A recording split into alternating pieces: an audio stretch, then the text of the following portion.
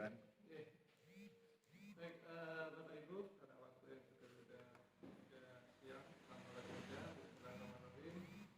Assalamualaikum warahmatullahi wabarakatuh. Waalaikumsalam warahmatullahi wabarakatuh.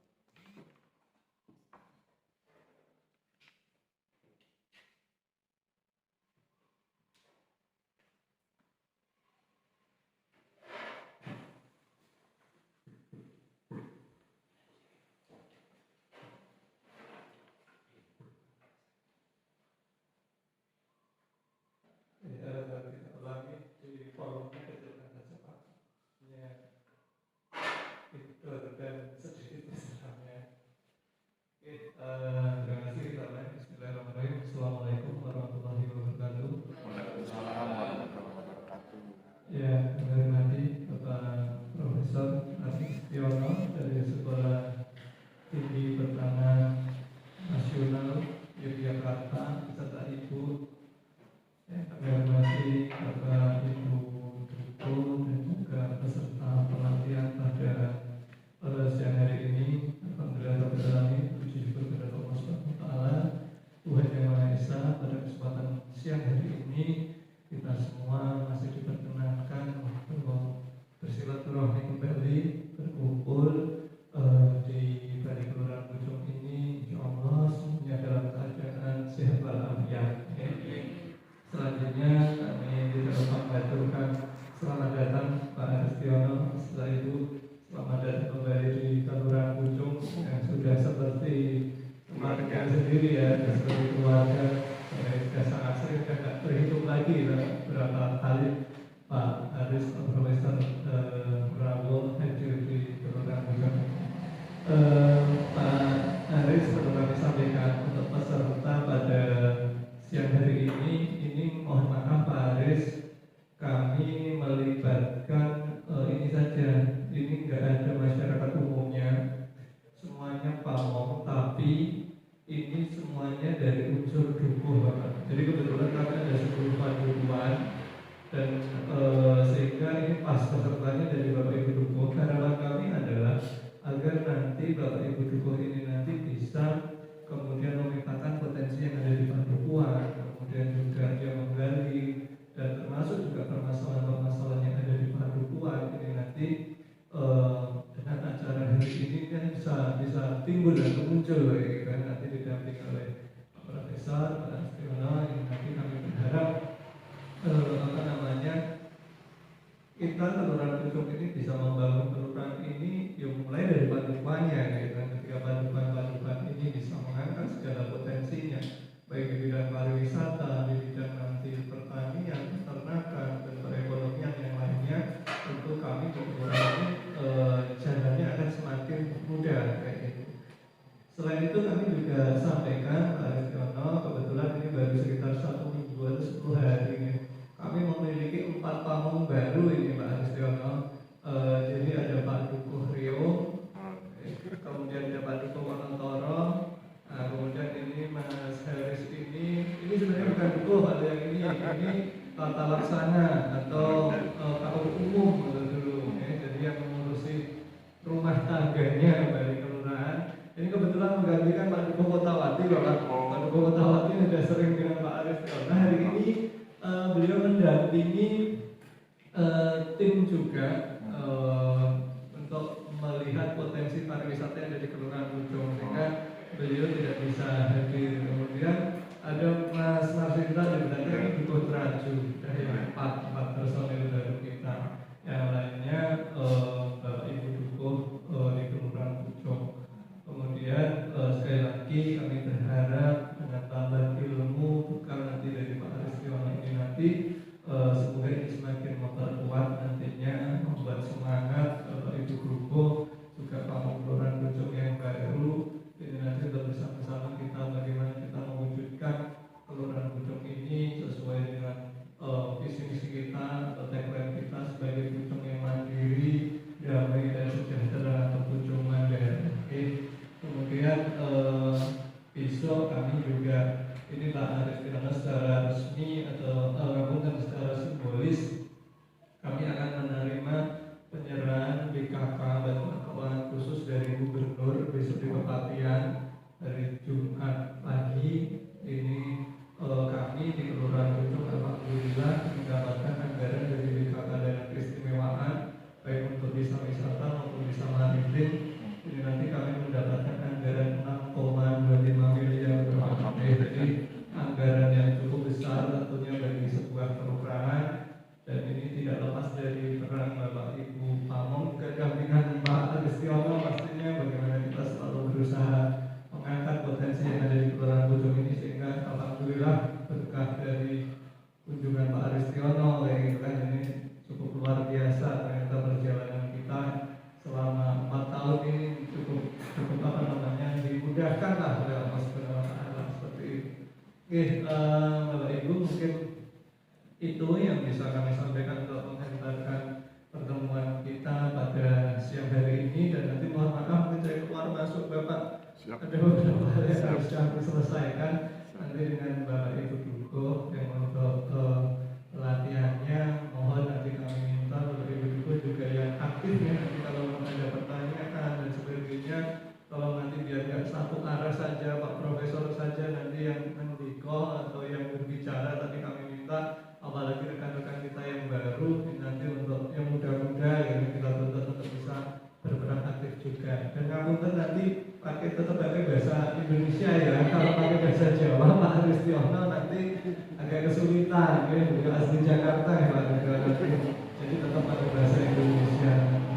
Mungkin itu terima kasih waktu sepenuhnya kami berikan kepada Pak Agustiono. Semoga acara hari ini bisa berjalan dengan lancar. Assalamualaikum warahmatullahi wabarakatuh. Waalaikumsalam warahmatullahi wabarakatuh. Assalamualaikum warahmatullahi wabarakatuh. Yang saya hormati Pak Lurah Pucung, yang saya hormati Bapak Ibu Kepala Duku atau yang mewakili. Saya sejak tahun 2021 sudah berkomunikasi dengan Pak Lurah dan teman-teman di Pucung, dan saya pikir memang Pucung itu bikin rindu, bikin kangen. Makanya kemudian saya kan kepala divisi pemberdayaan masyarakat di kampus, jadi saya selalu berusaha agar setahun itu bisa sekali atau 2 kali main ke Pucung. Kira-kira sekitar 6 bulan yang lalu sudah ke Pucung, kita bikin pelatihan di bawah pohon beringin itu Pak Lurah ya. Nah, kemudian hari ini kita ketemu lagi di sini. Saya punya kebiasaan berbagi, karena saya nggak punya harta, ya berbaginya berbagi omong-omong, berbagi obrolan, berbagi cerita, berbagi kisah begitu. Dan saya pikir hari ini kesempatan kita untuk berbagi dengan Bapak Ibu sekalian, yang kalau nanti ada materi yang menurut Bapak Ibu keliru bisa dikoreksi dengan interupsi ya, misalnya ketika saya bicara, oh interupsi Pak Aris ada yang salah, maka kemudian itu sangat menyenangkan buat saya. Hari ini niatnya kita akan melakukan pelatihan penguatan identitas Kelurahan Pucung, Kapanewon Negeri Subo, Kabupaten Gunung Kidul. Saya punya tema tentang penguatan identitas. Ketika bicara tentang penguatan identitas, jangan terpancing isu identitas yang dalam nuansa politik ya. Kalau dalam nuansa politik saya pikir itu di luar pembahasan kita. Identitas yang saya maksud adalah bahwa Kelurahan Pucung itu punya identitas yang kuat, yaitu identitas sebagai kelurahan maritim, kelurahan rintisan budaya, kelurahan agraris, kelurahan wisata. Itu yang ingin kita bahas. Karena saya pikir kalau kita lakukan penguatan identitas itu bagus buat berbagai hal. Misalnya bagus untuk peningkatan perekonomian, bagus buat wisata dan lain sebagainya. Kalau mengenai kegiatan apa saja yang sudah pernah saya laksanakan itu ada di halaman 1, tapi saya pikir kita lewati. Saya ingin bicara juga di halaman 1 tentang penguatan identitas. Jadi saya sampaikan di halaman 1 di huruf B itu bahwa penguatan identitas kelurahan merupakan upaya yang penting dalam mempertahankan keberagaman budaya. Jadi ketika kita bilang kita ingin memperkuat identitas, bukan berarti kita ingin menafikan identitas yang lain. Ketika kita ingin memperkuat identitas, berarti kita ingin menghormati identitas yang ada sambil menghormati identitas yang lain. Konteksnya budaya misalnya. Identitas kelurahan yang kuat dapat menjadi daya tarik bagi investasi dan kerjasama dari pihak luar. Bapak Ibu sekalian yang saya hormati, kalau Bapak Ibu berkenan melihat di halaman 2 alinea 3, itu saya bicara tentang paradigma pembangunan. Nah, ketika bicara tentang paradigma pembangunan, maka kemudian penguatan identitas kelurahan itu menjadi sesuatu yang penting, sesuatu yang berguna karena dia bisa memperkuat ekonomi lokal.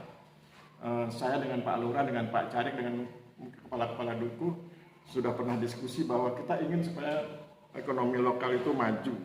Maka kemudian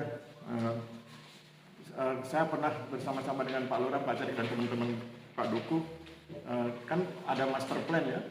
Di keluarnya ada master plan, dan dari master plan itu terlihat bahwa tiap pedukuhan punya UKM. Nah, UKM itu kan bisa dikembangkan, itu bicara tentang ekonomi lokal.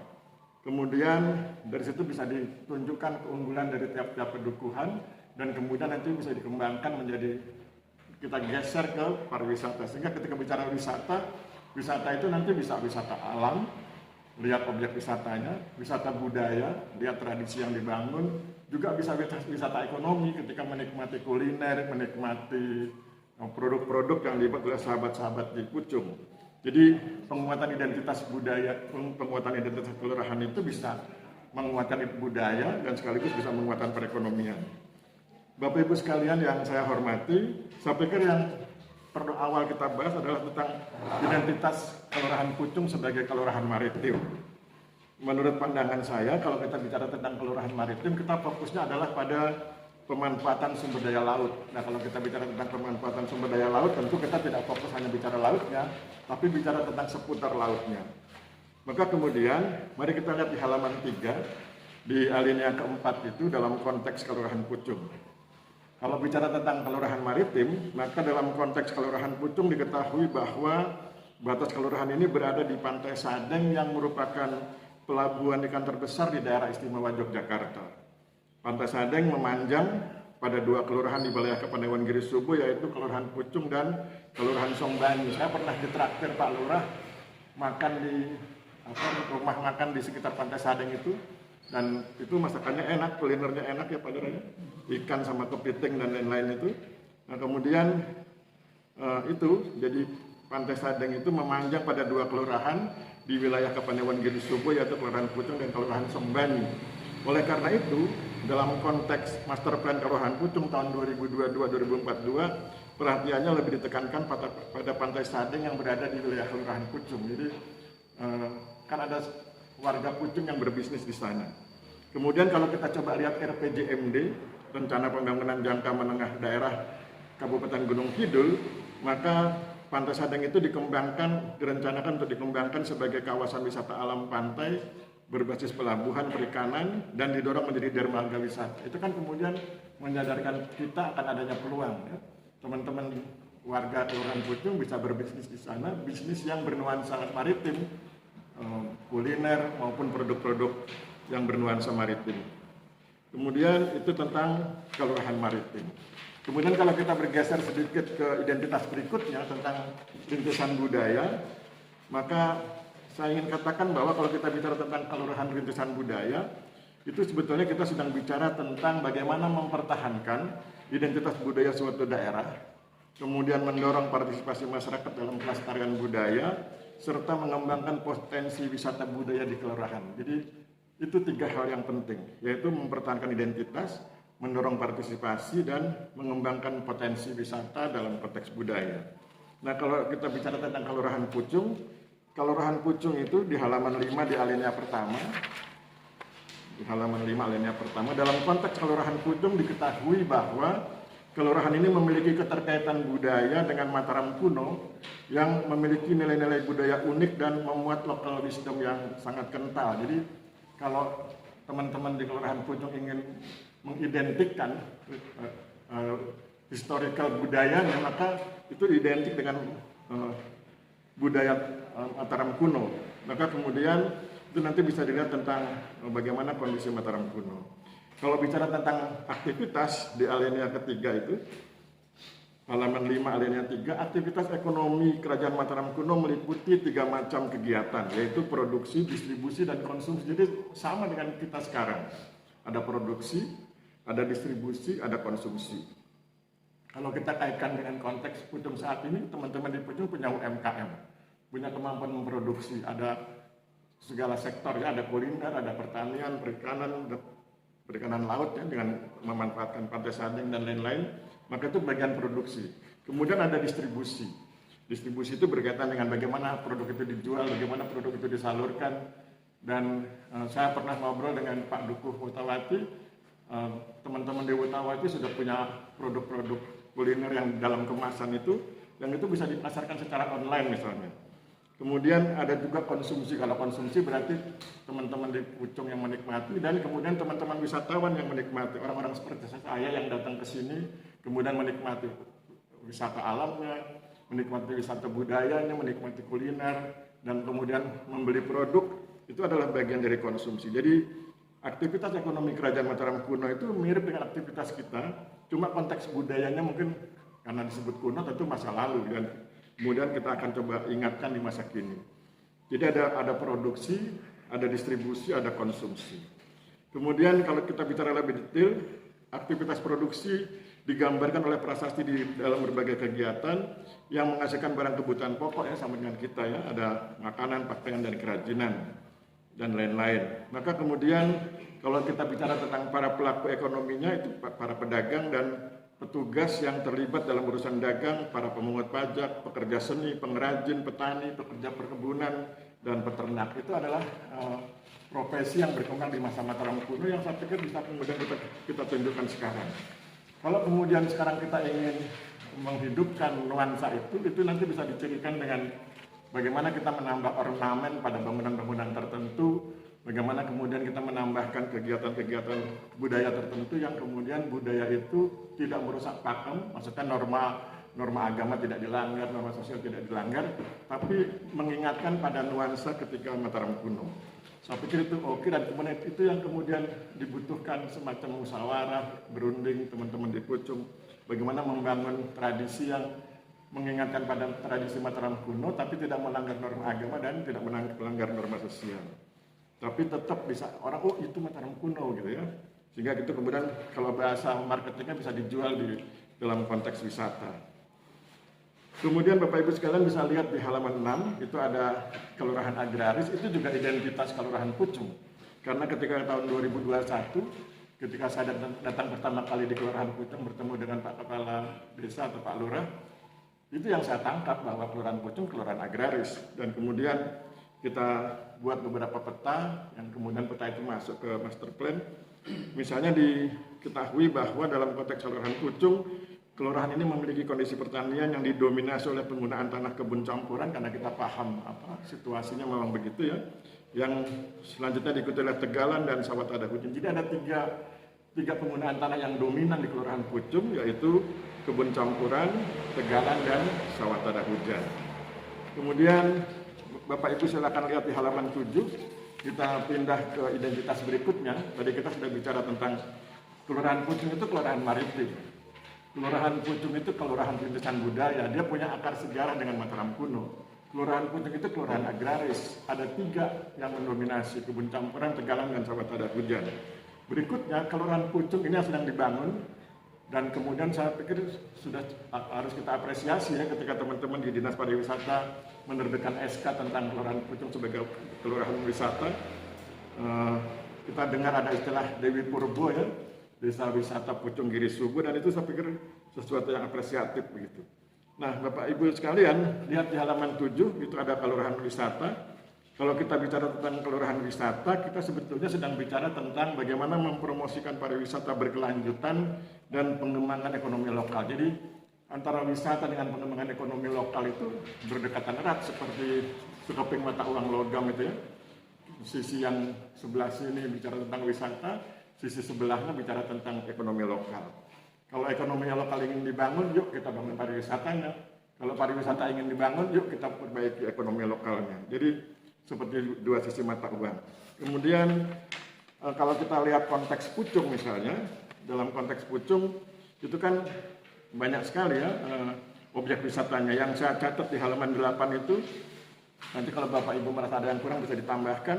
Di halaman 8 di alinea kedua itu saya tulis bahwa dalam konteks Kelurahan Pucung diketahui bahwa kelurahan ini memiliki beberapa objek wisata berbasis alam, yaitu Pantai Sadeng, Bengawan Solo Purba, Pantai Serakung, Pantai Ngungap, spot rock fishing Tebing Menyer, Goa Putri, Goa Kalongan, Pasarian Kijoko Suro, kemudian Kampung Wisata Watawati, Taman Buah Teraju, Embung Teraju, dan Embung Pakal Rogo. Itu yang tercatat di catatan saya, nanti kalau kurang silahkan ditambahkan. Itu baru yang wisata berbasis alam. Kan wisata itu ada yang berbasis budaya ya, ada tradisi rosulan dan lain sebagainya. Jadi itulah ciri, itulah penyebab kenapa kemudian kita menyebut bahwa Pucung itu adalah kelurahan wisata. Jadi dari yang saya sampaikan tadi, pahamlah kita bahwa Kelurahan Pucung itu punya 4 identitas. Kelurahan Pucung itu adalah kelurahan maritim, karena dia punya pantai Sadeng dan kemudian itu bisa dikelola dengan baik di sekitarnya.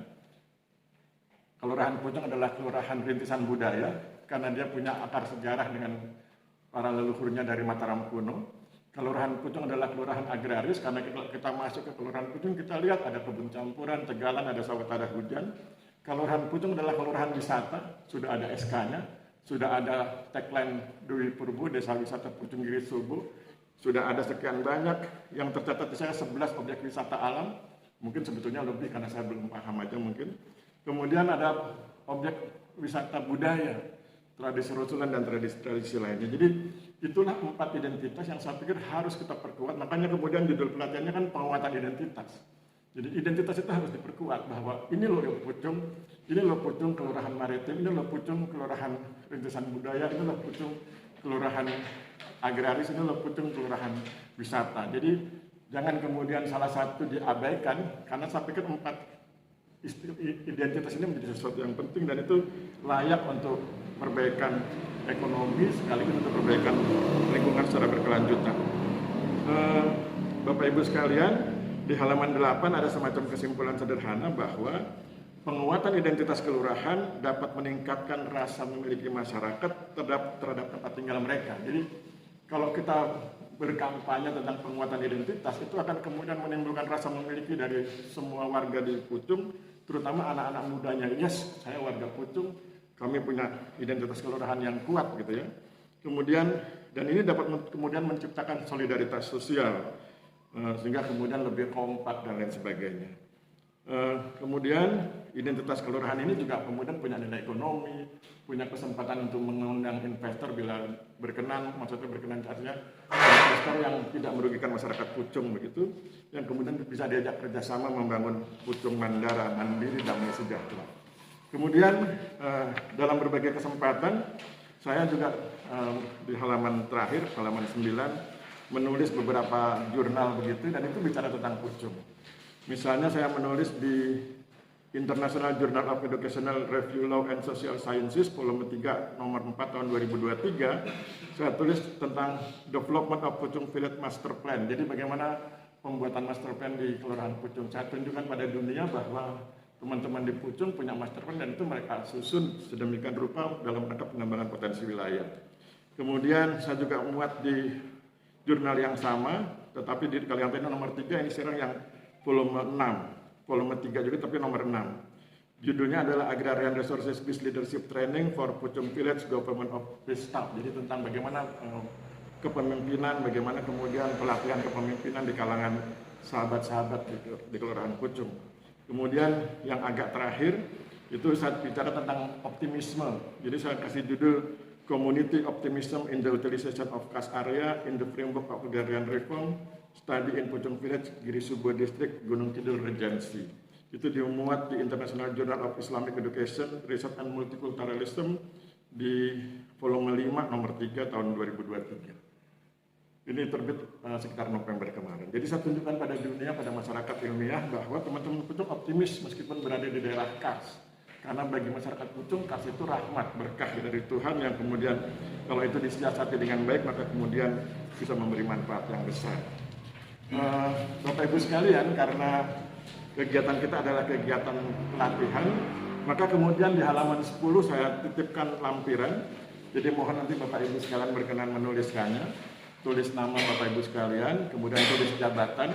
Kemudian di poin 1 saya minta sampaikan satu pertanyaan yang menurut Anda penting yang terkait dengan materi pelatihan. Jadi ketika kita bicara tentang identitas Kelurahan Pucung, ketika kita bicara tentang identitas Kelurahan Maritim, Kelurahan Rintisan Budaya, Kelurahan Agraris, Kelurahan Wisata, Mohon Bapak Ibu berkenan di bagian mana yang kira-kira perlu didiskusikan atau dipertanyakan.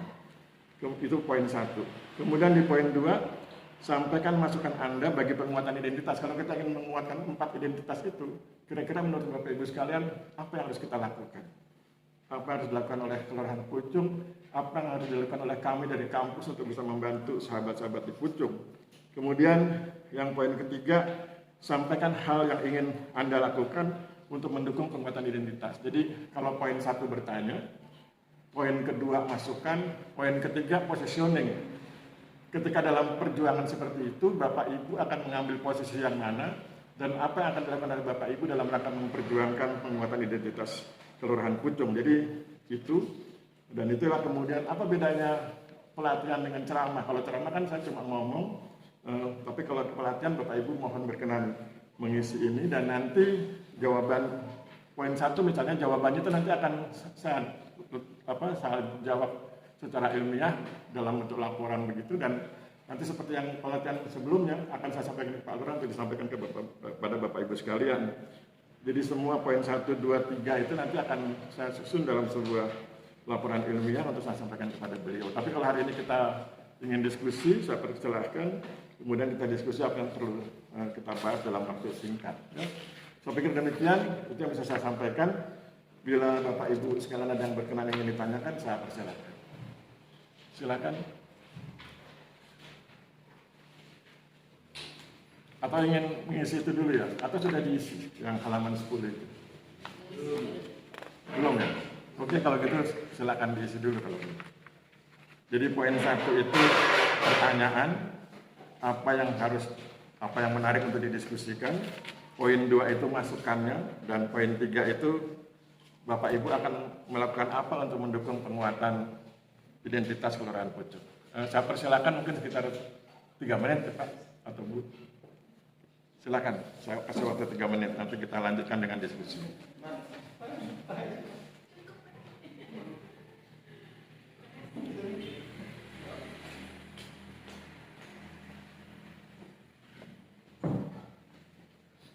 Ya. Nggak puasa. Ya.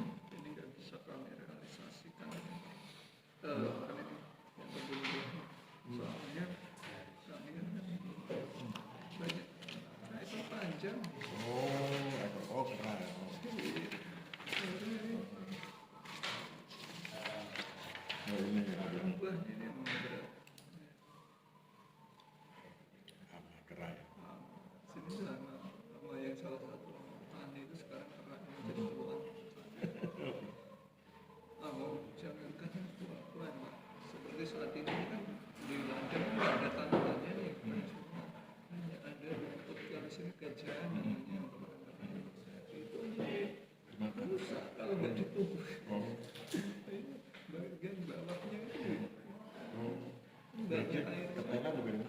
Oh, kalau ketela Udah jelas. jelas ancaman.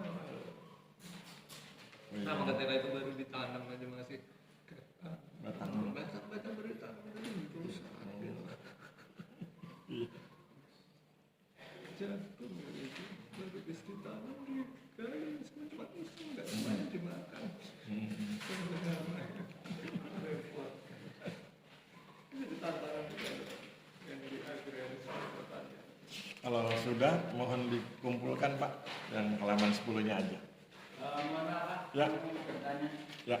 Seperti yang saya tulis di sini, mungkin Bapak nanti bisa menjelaskan. Yang saya ingin bertanyakan, untuk seperti saat ini Pak, untuk seperti saat ini, khususnya bagi petani, khususnya desa Pucung, masyarakat desa Pucung itu, bagaimana solusi dan rencana untuk ketahanan pangan Pak? Ya. Oke. Kalau bicara ketahanan pangan itu kan artinya luas ya, Iya. sangat luas. Kemudian kalau kita bicara pangan, berarti kita bicara semua komoditas yang mendukung kita konsumsi begitu. Nah, kalau bicaranya seperti itu, maka kemudian sangat makro. Dan kemudian kalau itu hubungannya sangat makro, berarti harus ada kebijakan makro dari Pak Lurah. Misalnya kebijakan makro Pak Lurah adalah ditunjuk komoditas tertentu, yang komoditas itu tadi kita barusan ngobrol tentang hama kera itu. Ya. Jadi kalau bicara tentang ketahanan pangan, Pak Lurah dengan sahabat-sahabat di Pucung diskusi musyawarah kira-kira komoditas apa yang bisa dilaksanakan di Pucung dalam konteks pangan. Kemudian pertimbangkan juga hamanya. Karena tadi saya ngobrol dengan Pak Lurah, bahkan rumput aja sudah dimakan, dirusak. Kemudian ketela pohon yang baru ditanam masih batang sudah dimakan sama kera. Jadi saya pikir itu yang kemudian menjadi penting. Oleh sebab itu maka kalau nanti ada kebijakan dari Pak Lurah dan sahabat-sahabat di Pucung tentang bagaimana membangun ketahanan pangan, tentu harus ada kebijakan pula bagaimana mengeliminir, mereduksi atau mengurangi hama kera itu. Karena saya pikir itu menjadi ancaman penting dalam rangka ketahanan pangan. Jadi ketahanan pangan itu bukan cuma bicara tanahnya mendukung atau tidak mendukung, bukan cuma bicara apakah SDM-nya, sumber daya manusianya mendukung atau tidak mendukung, tapi juga bicara hama. Oleh sebab itu mungkin nanti perlu konsultasi dengan teman-teman di Kehutanan dan Lingkungan Hidup, KLH itu, apakah kalau kemudian kita ingin mengeliminasi, mereduksi atau mengurangi hama kera, apakah diizinkan melakukan depopulasi? Kalau diizinkan melakukan depopulasi, bagaimana mekanismenya yang aman, yang tidak melanggar undang-undang, kira-kira begitu. Jadi saya pikir perlu berbarengan itu. SDM-nya perlu diperkuat bukan dalam artian skill, tapi dalam artian mental. Harus tangguh mentalnya, nggak stres ketika baru tanam kemarin, hari ini sudah dirusak. Itu kalau nggak kuat, kan masuk rumah sakit jiwa itu kan, stres. Jadi ketahanan mentalnya teman-teman SDM, teman-teman di Pucung. Kemudian bicara juga tentang bagaimana mencari tanaman yang sesuai dengan kondisi kars. Kemudian bicara juga bagaimana mengeliminasi hama. Jadi 3 poin penting kalau saya menyebut 3 pilar itu nanti harus dirumuskan oleh Pak Lurah dan sahabat-sahabat di Pucung, dan kemudian itu dikonsultasikan ke Kabupaten Gunung Kidul. Kira-kira beliau, teman-teman di Kabupaten Gunung Kidul mau mendukung yang bagian mana, bagaimana cara mendukungnya, kemudian konsultasi tentang bagaimana melakukan depopulasi kera. Karena saya pikir itu sudah menjadi hama sehingga mau tidak mau harus dilakukan depopulasi, tapi tentu harus dipikirkan jangan sampai melanggar undang-undang, dan tentu nanti kan harus pihak yang berwenang yang melakukan. Mungkin didukung teman-teman di Kelurahan Pucung. Gitu Pak. Jadi ada kebijakan makro yang harus diambil, tapi tentu dengan perhatikan 3 aspek teknis ya. SDM-nya, tanahnya, dan eliminasi hama. Begitu Pak. Oke. Ya, silakan dikumpul sambil kita ngobrol.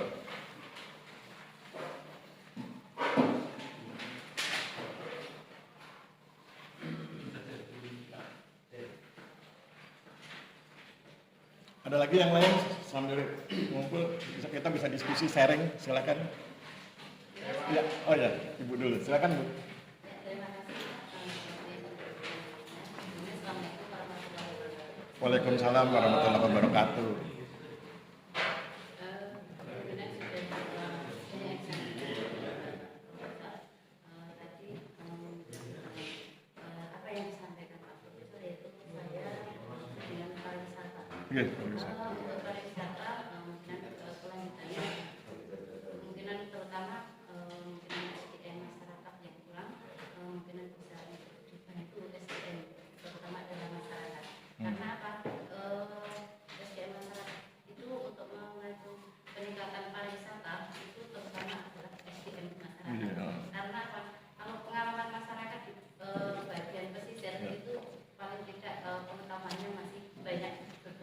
Jadi istilahnya gimana?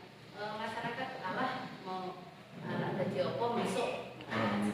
Tapi masyarakat kan belum paham dengan kelanjutannya nantinya. Tapi dengan program Pak Lurah yang Mandara, terutama adalah dengan pariwisata, itu alhamdulillah untuk wilayah kami pun masyarakat sedikit-sedikit juga sudah menyadari dan ikut berpartisipasi tentang pariwisata, terutama adalah tentang gotong royongan kerja baktinya untuk pariwisatanya.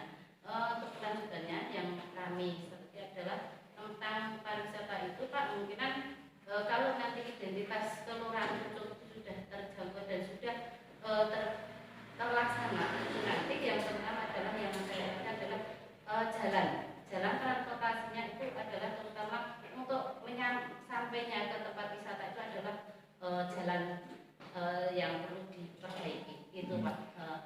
Cuma itu aja Pak. Oke. Terima kasih. Ya. Assalamualaikum warahmatullahi wabarakatuh. Waalaikumsalam warahmatullahi wabarakatuh. Terima kasih Ibu. Jadi Ibu mengingatkan kita semua bahwa kalau soal pariwisata kita semua sepakat ya bahwa ada kebijakan dari Pak Lurah bahwa yuk kita bangun pariwisata di Pucung. Karena kalau kita membangun pariwisata di Pucung, sekaligus kita juga membangun identitas maritim, kita sekaligus membangun identitas budaya, sekaligus kita membangun identitas agraris. Kalau kita membangun pariwisata, ada kesempatan untuk memasarkan produk. Sehingga kemudian kalau wisatanya bisa berkembang dengan baik, maka itu punya prospek di masa depan. Sehingga kemudian kalau anak muda bertanya, apa yang mau kita kerjakan, apa yang bisa kita lakukan di Pucung, maka kemudian ini loh yang bisa kita lakukan. Kalau Anda ingin merantau silahkan, tapi kalau Anda belum sempat merantau atau belum ingin merantau, yuk kita bangun Pucung. Dan itu solusinya adalah pariwisata. Dan kemudian tadi Ibu mengingatkan kita semua bahwa ada hal penting yang harus diperhatikan yaitu transportasi, jalannya. Oleh sebab itu ketika beberapa waktu yang lalu saya dengan Pak Lurah nengok ke Wetawati, kemudian Pak Lurah tunjukkan ini loh Pak Aris, nanti di sini akan dibangun taman. Ketika kita baru masuk ke Wetawati kan ada tanah ya. Nah, Pak Lurah bilang Pak Aris nanti ini jadi taman. Kemudian nggak berapa lama saya lihat Facebooknya Pak Lurah, tamannya sudah mulai kerja bakti digarap, ini sudah diwakafkan ya Pak Lurah. Kemudian nggak lama lagi saya lihat ada foto Pak Lurah lagi kerja bakti bikin jalan. Saya bilang yes, itu mungkin apa? Semacam pengabulan doa ya. Jadi ketika kita semua kan doa itu tidak harus boleh tertentu, tentu ada ya yang diijabah dengan cara tertentu di waktu tertentu. Tapi ketika kita datang melihat kemudian ya Allah jalannya kok belum bagus, mohon kau ya Allah, itu kan spontan, itu juga bisa dikabulkan dan itu mungkin bentuk pengabulan doa dari Tuhan. Jadi jalannya mulai diperbaiki, tanahnya akan digunakan mulai diwakafkan dan lain sebagainya. Kemudian saya pikir itu yang menyemangati kita. Maka kemudian seperti yang saya bilang tadi itu, di bulan November itu, saya nulis di jurnal internasional itu saya nulisnya community optimism. Jadi optimisme masyarakat ya, di Kelurahan Pucung ini, bagaimana mereka hidup di daerah Kars, kemudian tetap optimis menghadapi masa depan, tetapi kemudian memang harus berjuang. Jadi terima kasih Ibu, jadi ini poin yang saya pikir penting, nanti juga mudah-mudahan bisa terus diperjuangkan ya Pak Lurah, mengenai tentang kualitas jalan, kemudian seberapa panjang jalan bisa dibangun, karena memang itu penting. Dan kenapa desa-desa wisata itu sukses ya karena ada jalannya. Dan kenapa desa-desa wisata itu belum berhasil karena jalannya belum lancar. Kalau Bapak Ibu sekalian berkenan lihat para YouTuber yang hobi traveling, itu kan mereka seringkali mengeluhkan jalan. Oh, kami ingin ke Wetawati, tapi jalannya sempit, misalnya begitu ya. Saya sering lihat di YouTube seperti itu, dan itu saya pikir, oke Ibu, ya, itu poin pentingnya, sharing Ibu tentang pentingnya jalan. Saya pikir begitu ya Pak Lurah. Oke, terima kasih Ibu. Yang lain ada lagi? Ya, silakan Pak. Sorry Pak. Ya. Saya ingin bertanya Pak kaitannya dengan identitas kelurahan tadi. Ya. Dari lingkup yang lebih kecil dusun saya sendiri Pak, Ya. itu yang ingin saya soroti terkait dengan identitas itu bagaimana menanggulangi krisis identitas. Oke. Karena secara nggak langsung, terutama untuk seusia saya ini sudah kehilangan identitas budayanya Pak. Ya. Jadi melakukan budaya hanya sekedar mungkin apa ya, hanya sekedar ikut-ikutan terus tidak tahu Apa filosofi dasarnya seperti itu? Jadi yang ingin saya tanyakan bagaimana cara untuk menanggulangi identitas terutama bagi pemuda. Oke, terima kasih Pak. Jadi kalau saya perhatikan apa yang Bapak ceritakan, sebetulnya kita sedang memasuki sebuah fenomena, sebuah keadaan bahwa sedang terjadi pertempuran ya, versus bukan Hamas dengan Israel, sedang terjadi pertempuran antara mereka yang mengalami krisis identitas dengan mereka yang ingin memperkuat identitas. Tema pelatihan kita kan penguatan identitas. Sementara di sisi lain ada fenomena krisis identitas. Maka kemudian kalau ditanya bagaimana caranya mengatasi krisis identitas, tentu lawannya adalah penguatan identitas. Tapi kan kemudian muncul pertanyaan teknis, bagaimana caranya? Bagaimana caranya Riz? Nah, misalkan Aristiono ya. Bagaimana caranya Riz? Kemudian memperkuat identitas. Kan sekarang masyarakat K-pop ya, Korean populer itu kan lagi ngetop. Anak-anak muda tuh lebih senang nonton Blackpink misalnya dan lain sebagainya. Maka kemudian nasihat saya nanti tolong sampaikan ke Pak Lurah dan Pak Carik atau teman-teman yang lain. Mari kita bangun storytelling. Kekuatan identitas itu ada pada storytellingnya. Kemampuan kita menceritakan storytelling. Oleh sebab itu saya pikir perlu dibangun storytelling tentang beberapa tradisi yang tradisi itu bermakna. Misalnya ada storytelling tentang Rasulan. Rasulan itu apa sih maknanya bla bla bla diceritakan. Ada storytelling tentang apalah kisah-kisah yang menunjukkan kerukunan, keguyupan yang itu penting ya. Jadi pertama langkahnya adalah inventarisir hal-hal yang bermakna, inventarisir budaya-budaya penting yang ada di Kelurahan Pucung yang bermakna, kemudian susun storytellingnya. Nanti kapan-kapan kalau Tuhan berkenan saya akan datang lagi ke sini untuk membuat misalnya pelatihan pembuatan storytelling. Ada caranya itu untuk membuat ketika orang mendengar kisah itu tergugah, tersemangati, yuk kepingin mengerjakan. Saya kan di kampus punya poster besar di ruang kerja saya, bilang, ayo bersosiologi. Itu kan storytelling, judulnya kan sosiologi. Jadi bagaimana saya mengajak mahasiswa saya yang awalnya nggak suka sosiologi, kemudian jadi suka sosiologi, kemudian bagaimana sosiologi itu berguna buat yang bersangkutan di masa depan, dan itu kita tunjukkan, kita ceritakan. Mungkin sama seperti itu. Tadi saya ambil contoh budaya Rasulan, karena itu yang saya sering dengar di YouTube ya, budaya Rasulan yang ada di Kelurahan Pucung. Itu bisa dibuat storytellingnya, didiskusikan teman-teman yang ahli di bidang itu di Kelurahan Pucung, orang-orang tua, kemudian para pejabatnya, tulis Rasulan ini maknanya apa, tujuannya apa, manfaatnya apa. Nah, kemudian dilengkapi, kalau yang ngomong 5 atau 6 orang kan bisa lengkap itu. Sesudah lengkap, kemudian ini storytellingnya. Ini kemudian dikampanyekan. Jadi melawan krisis identitas adalah dengan memperkuat identitas. Memperkuat identitas dibangun dengan membuat storytelling yang baik. Storytelling yang baik itu harus sebuah kisah yang bisa menggugah orang dari tidak tahu menjadi tahu, dari tidak mau menjadi tahu, jadi yang tadinya nggak ingin jadi ingin. Lama-lama dia merasa, oh itu kebutuhan saya. Itu sebetulnya mirip kalau di teknik dakwah itu ya. Kalau Bapak Ibu sekalian pernah ngobrol dengan Ustadz, ada teknik dakwah. Bagaimana membuat orang yang tadinya nggak mau sholat jadi mau sholat dan lain sebagainya. Jadi mirip seperti itu. Jadi nasihat saya adalah buat storytelling tentang hal-hal yang indah, yang baik, yang benar di Kelurahan Pucung, inventarisir, kemudian dibuat storytellingnya, kemudian sesudah itu nanti kita bisa diskusikan. Jadi kalau Bapak Ibu sekalian sudah buat storytelling tentang hal-hal yang penting di Kelurahan Pucung, kita bisa diskusi, oh ini kurang tambahkan ini, oh ini kelebihan di sini, nanti bisa saya bantu. Ya. Jadi nasihat saya adalah buat storytelling tentang hal-hal yang penting, hal-hal yang baik, hal yang indah yang ada di Kelurahan Pucung, sehingga kemudian itu bisa melawan atau mengobati krisis identitas yang Bapak ceritakan tadi. Gitu Pak ya, mudah-mudahan bisa membantu. Silakan Bapak, tadi tertunda terus. Terima kasih Pak. Ya. Tema siang hari ini adalah menguatkan identitas. Ya. Jadi ada beberapa poin yang perlu dibangun untuk menguatkan identitas kelurahan. Ada kelurahan maritim, kelurahan rintisan budaya, dan kelurahan wisata. Yang ingin saya tanyakan dari beberapa poin tadi, adakah yang diutamakan atau yang perlu didahulukan untuk bisa menjalani atau mengawali menguatkan identitas kelurahan? Ya. Ya. Itu sifatnya situasional Pak ya. Jadi kalau kita misalnya tadi sebutannya kan kelurahan maritim, kelurahan rintisan budaya, kelurahan agraris, dan kemudian kelurahan wisata. itu saya menyebutnya sebagai pilihan rasional. Jadi Bapak Ibu sekalian bisa bikin kesepakatan, mungkin rapat dengan Pak Lurah dan Pak Carik dan lain-lain, bikin kesepakatan. Kira-kira dari 4 ini mana yang akan didahulukan. Itu yang disebut sebagai pilihan rasional. Dipilih mana yang mau diprioritaskan. Oh misalnya nomor 1 ini, nomor 2 ini. Itu Bapak Ibu sekalian yang tahu ya. Saya sebagai orang luar nggak begitu paham. Kemudian sesudah itu lihat ekspektasinya. Dibuat kalau urutan begini ekspektasinya apa? Contoh. Oh kalau gitu sekarang kita ingin memperkuat agraris. Oke, agraris sebagai basis, sebagai dasar. Nomor 1 berarti agraris. Apa ekspektasinya? Kalau agrarisnya kuat, nanti kita bisa bikin produk. Produk itu bisa kita pasarkan di kelurahan wisata.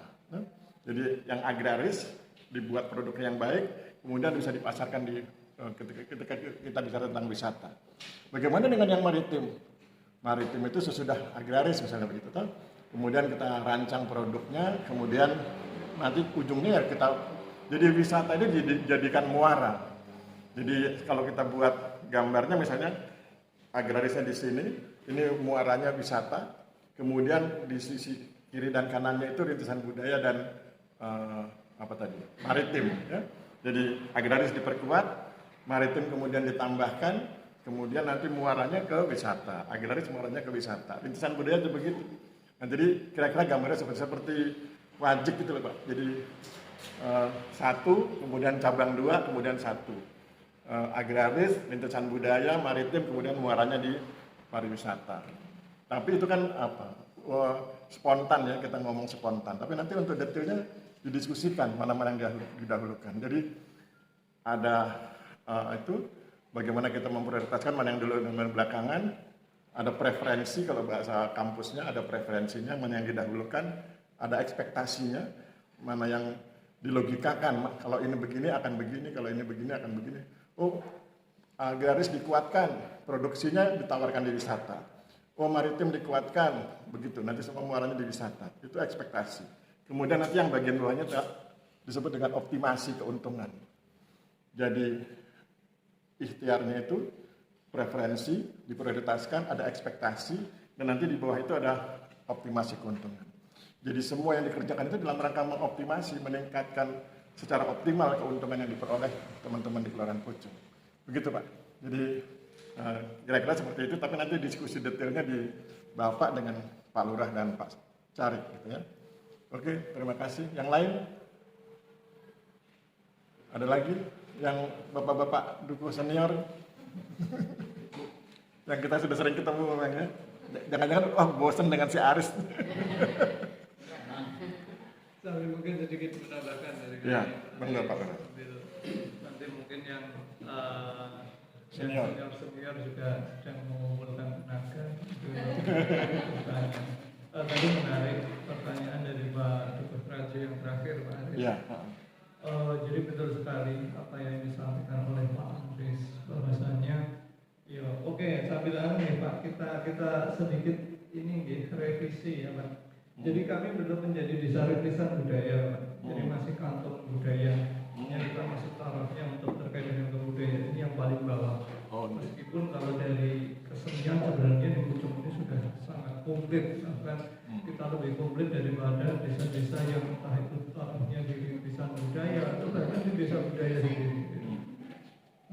Kemudian tadi ada beberapa pilar, ada kita desa agraris, desa kampung budaya, desa maritim, terakhir kita juga menyangka sebagai desa wisata. Kemudian mana yang harus didahulukan? Nah ini betul tadi jawaban dari Pak Aris. Tapi bedanya kalau Pak Aris menyebut sebagai pariwisata atau desa wisata ini sebagai muara, kalau kami menyebutnya sebagai kantongnya Bapak atau wajahnya. Artinya, ya kita sebenarnya tidak perlu predikat ini, kita itu sudah menjadi sebuah desa agraris. Petani kita, tanah kita, kayak gitu, 90% itu untuk kepentingan pertanian. Warga kita, kayak gitu, mata pencarian 90% petani. Artinya ya kita secara otomatis sudah menjadi desa agraris. Bahkan kita wis rasa mikir terkait pertanian saja, kita wis tetap desa agraris, kayak gitu. Karena keseharian kita memang seperti itu. Demikian juga dengan desa kantong budaya. Dan namanya kebudayaan ini nggak usah ibaratnya kita membuat program pun, kalau itu sudah menjadi keseharian kita, ya sing mitoni, yang mengenduri, kemudian juga ada tradisi yang lain, rasulan dan sebagainya. Ketika itu kita laksanakan, ya otomatis itu sudah menjadi bagian dari kebudayaan yang ada di kelurahan kita. Nah, memang baru-baru ini kemudian ada desa maritim. Desa maritim ini sebenarnya kita sendiri terus terang, meskipun kita punya atau memiliki sebagian dari Pantai Sadeng, tapi sebenarnya kita itu belum bisa malah disebut sebagai sebuah desa maritim. Karena kenyataannya nelayan kita ada berapa tahu bisa dihitung jari gitu kan.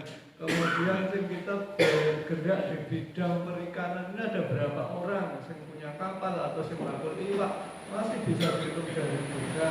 Artinya sebenarnya kalau budaya maritim ini sebenarnya belum ada di kita. Tapi karena kebetulan kita memiliki laut, maka kemudian dari adanya dana keistimewaan juga, maka kemudian kita mendapat istilahnya status menjadi desa maritim. Meskipun sebenarnya kehidupan yang berhubungan dengan maritim di tempat kita itu masih sangat minim. Gitu. Nah, terakhir tadi desa wisata. Desa wisata ini tujuannya itu tadi untuk sebagai wadah, sebagai wadah potensi-potensi yang ada itu tadi, ya potensi pertanian kita, kemudian kebudayaan kita, hasil atau kegiatan yang berhubungan dengan maritim ini kita wadahi dalam sebuah wadah yang namanya sebuah desa wisata. Maka selalu kami sampaikan, kita itu menjadi desa wisata itu tidak untuk merubah, tapi untuk memberi nilai tambah.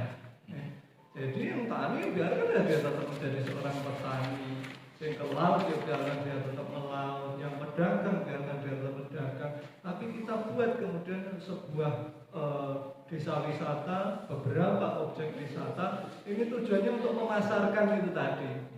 Ya, hasil tangkapan di laut, hasil pertaniannya, termasuk aktivitas pertanian aja bisa kita jadikan sebagai atraksi wisata, gitu. Nonton wong ngarit, nonton orang mencari makan lembu atau sapi itu bagian dari atraksi wisata. Sehingga memang ini nggak bisa, yang mana sih yang mau kita fokuskan yang mana dulu? Enggak, apalagi yang tiga ini tadi, agraris, kebudayaan, sama maritim itu sambil jalan, itu ya memang setiap hari yang sudah kita lakukan. Nah, baru yang wisata ini yang benar-benar harus kita programkan, ya. Meskipun tidak lepas nanti agrarisnya pun ya kita mikir, Mas, kita terpikirkan, Pak. Artinya iya caranya iso seperti saat ini misalnya kita gagal tanam nih, tidak gagal panen lagi, tapi gagal tanam, ya. Ini kayak piye nanti solusinya untuk masyarakat kita. Kita cari solusi, apakah kita bisa menyediakan bibit murah untuk mereka, ataukah bahkan kita bisa minta bantuan enggak nih ke BPD misalnya.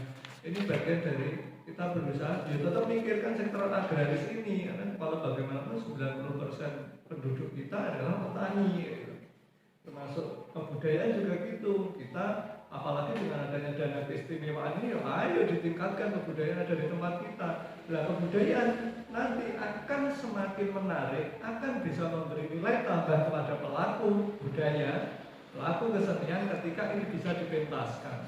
Nah, cara dipentaskan di mana? Ya kalau kita punya desa wisata, untuk setiap tamu yang datang kita tampilkan kesenian kita, gunanggak, ditanggap bahasanya, sehingga ini akan menjadi nilai tambah. Nah, puluhan ada kita latihan reok saben dino, ya, setiap hari kita latihan jadilan. Orang tahu tanggapan ya bosan ya, kan?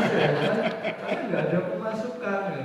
Nah, sekarang tanggap ini siapa? Ya? Ketika kita sudah menjadi desa wisata, setiap tamu yang datang, otomatis mereka harus mengeluarkan uang untuk membeli paket wisata. Paket wisata yang di sana nanti ada pertunjukan jadilan misalnya, itu sudah, berarti jadilan ini kita dibayar, gitu. Sudah ada.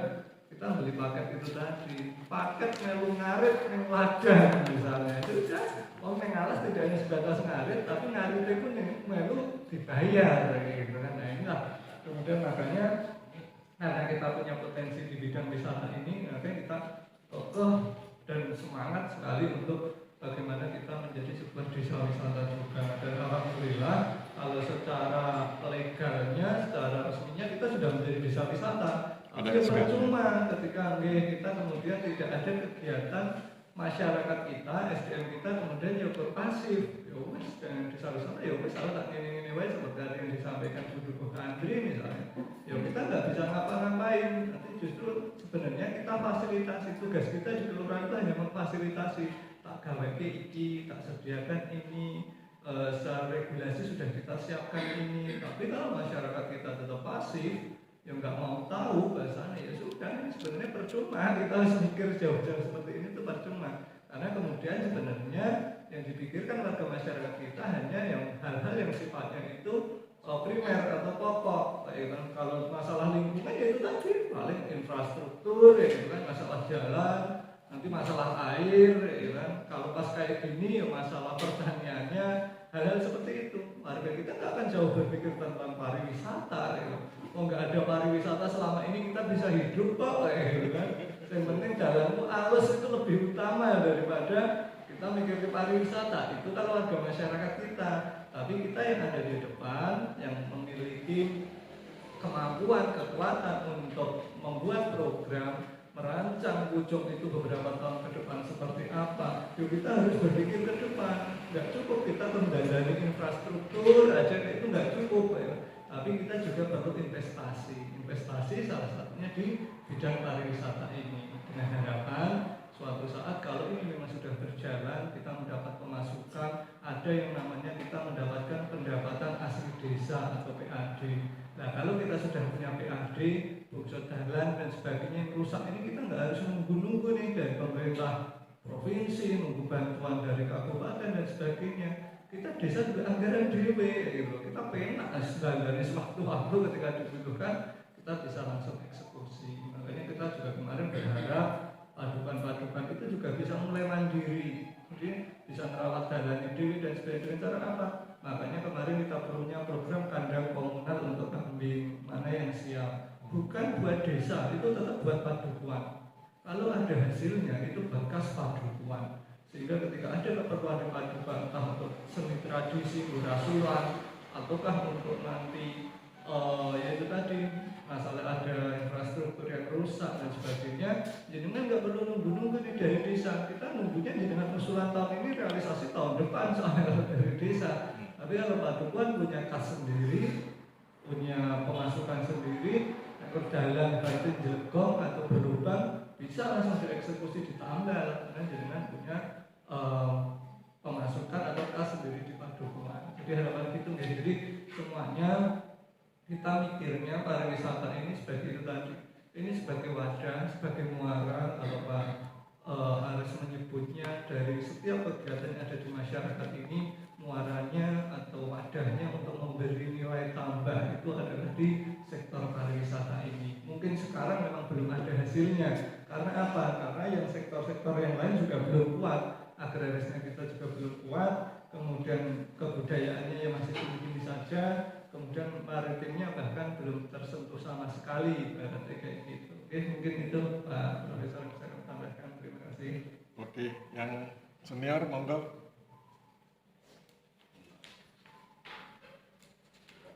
Ya, silakan Pak.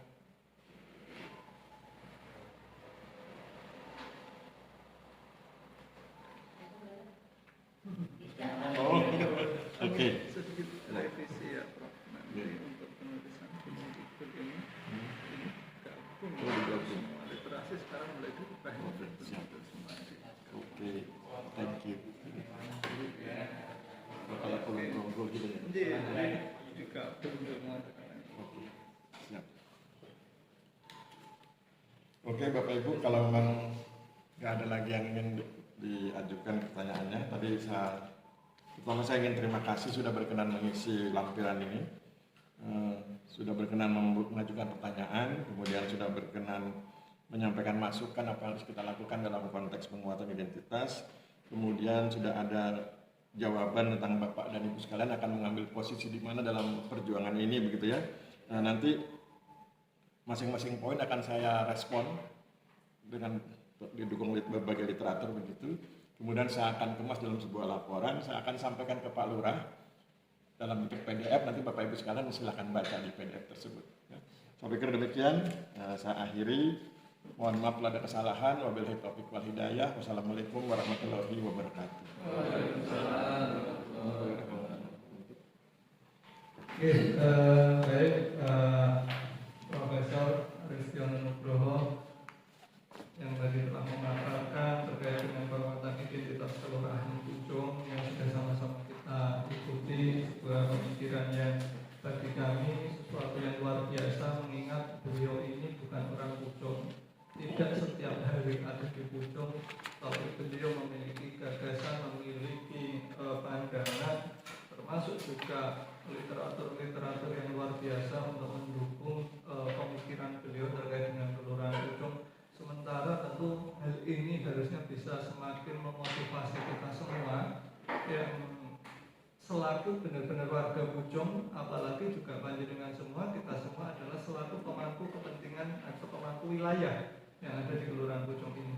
Sehingga kami berharap sekali lagi, monggo kalau beliau yang orang luar saja, bukan tempat kita aja, sudah sedemikian rupa yang memikirkan kelurahan Pucung ini, tentu kita yang selaku orang Pucung asli harus bisa lebih bagaimana caranya kemudian membuat Pucung ini semakin istilahnya pun lebih baik dari segi perekonomian, baik dari segi kebudayaan dan sebagainya. Bahkan tadi sudah disampaikan, terima kasih luar biasa sekali Pak Profesor. Berarti nama kelurahan Pucung ini sudah tidak hanya lagi didengar oleh Wong Dileng, Wong Lindur, Wong Grisubo, tapi bahkan sudah dunia ini sudah mengenal Pucung ya. Karena dengan literatur beliau atau karya-karya ilmiah beliau yang sudah masuk di beberapa jurnal internasional gitu kan. Kalau ngomong jurnal internasional tentunya Mas Haris, Mas Ridwan sudah harus paham ini Pak. Beliau kaum baru kami kebetulan juga S1 semuanya ini pendidikannya. Jadi masalah jurnal harusnya pas skripsi kemarin sudah menjadi makanan sehari-hari sebagai masalah literatur ya. Jadi beliau sangat luar biasa, sudah memperkenalkan sedemikian rupa Pucung ini tidak hanya memperkenalkan di kancah lokal, tapi sudah global, sudah internasional. Artinya ini kemudian menjadi tanggung jawab kita semua.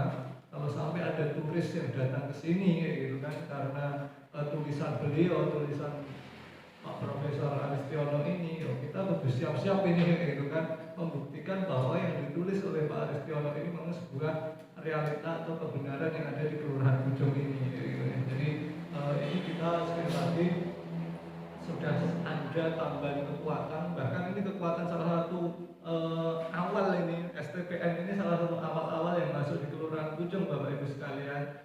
Jadi kalau sekarang sudah ada seperti UMY dan sebagainya yang masuk, tapi yang masuk awal itu sebenarnya justru STPN, Strategi Pertahanan Nasional atau negara ya Pak Nasional ya, nasional ini yang justru pertama kali masuk, bahkan sudah membuatkan master plan untuk kelurahan Pucung. Meskipun kemarin mohon izin Pak Aristiono, khusus Wotawati juga sudah dibuatkan master plan-nya dari Dinas Pariwisata Provinsi itu ya memang, tapi hanya khusus untuk Wotawati saja. Sementara di kelurahan Pucung sudah dibuatkan oleh tim dari STPN 2 tahun yang lalu berarti ya Pak, 2001 atau 2022 ya. Terima kasih sekali kami aturkan sekali lagi kepada Profesor Aristiono Nugroho beserta Ibu yang telah berbagi ilmu, berbagi pengalaman, berbagi solusi juga, dan juga alhamdulillah ini berbagi meskipun sekali lagi mohon maaf Pak ada sedikit miskomunikasi, berbagi rezeki juga nanti semoga menjadi berkah bagi Pak Aristiono dan keluarga, juga pastinya keluarga besar STPN di Jakarta. Seperti itu. Kita doakan semoga beliau senantiasa diberikan panjang umur, sehat, berbagai nikmat dari Allah Subhanahu wa taala, salah satunya ilmu yang bermanfaat yang akan selalu dibagikan kepada kita dan seluruh mahasiswa dan juga orang-orang bahkan di luar sana yang nanti semoga bisa mendapatkan pengalaman dan ilmu dari Profesor Aristiono Nugroho. Mungkin itu yang bisa kami sampaikan. Kita doakan Pak Aris, Ibu, semoga nanti perjalanan betul pulang ke Jogja dalam selalu dalam lindungan Allah, diberikan kelancaran, keselamatan, berkumpul dengan keluarga di rumah dengan penuh rahmat kebahagiaan dari Allah Subhanahu wa taala.